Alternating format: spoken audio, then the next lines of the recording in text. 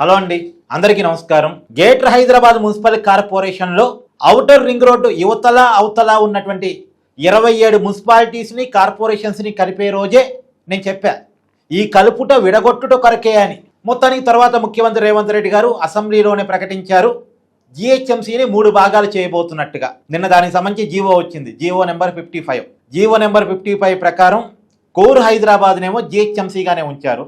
తర్వాత కుత్బుల్లాపూర్, షేర్లింగంపల్లి ఆ సర్కిల్స్నేమో సైబరాబాద్ మున్సిపల్ కార్పొరేషన్గా చేస్తున్నట్టు ప్రకటించారు. అలాగే ఉప్పలు, బోడుప్పలు, ఎల్బీ నగరు ఆ సర్కిల్ ఏరియానేమో మల్కాజ్గిరి మున్సిపల్ కార్పొరేషన్గా ఏర్పాటు చేస్తున్నట్టు ప్రకటించారు. ఈ 3 కార్పొరేషన్స్కి కూడా ప్రత్యేకమైనటువంటి అధికారులు నియమించారు. ఈ 3 కమిషనర్ల మీద మళ్ళా ప్రత్యేక అధికారి జేఎస్ రంజన్ని నియమించారు. అంటే 3 కార్పొరేషన్లు, ఒక్కొక్క కార్పొరేషన్కు ఒక్కొక్క ప్రత్యేక అధికారి. ఈ 3 ప్రత్యేక అధికారుల మీద ఒక ఉన్నత స్థాయి అధికారి, ఆయన జేఎస్ రంజన్ ఐఏఎస్. సో మొత్తానికి నిన్న జీవో నెంబర్ 55 ఇచ్చారు. అలాగే ఇప్పుడు పూర్తిగా ఈ 3 కార్పొరేషన్లు కూడా ప్రత్యేక అధికారుల పరిపాలనలోనే ఉంటాయి. ఇంతకుముందు ఉన్నటువంటి హైదరాబాదు కార్పొరేటర్లు ఎవరైతే ఉన్నారో వాళ్ళంతా జిహెచ్ఎంసీ కార్పొరేటర్లు, వాళ్ళ పదవీకాలం ముగిసిపోయింది. ఈ పదవీకాలం ఉండదు, వాళ్ళు తాజా మాజీ కార్పొరేటర్లుగా వాళ్ళ పదవీకాలం అయిపోయింది, వాళ్ళు పక్కకు పోతారు. ఇప్పుడు పూర్తిగా అధికారుల పరిపాలనలోకి ఈ 3 కార్పొరేషన్లు కూడా వెళ్ళిపోయాయి. ఈ 3 కార్పొరేషన్లకు, వరంగల్ కార్పొరేషన్కు, ఖమ్మం కార్పొరేషన్లకు ఎన్నికలు నిర్వహించాల్సినటువంటి అవసరం ఉంది. ఇంతకుముందు తెలంగాణ వ్యాప్తంగా 10 కార్పొరేషన్లు ఉన్నాయి.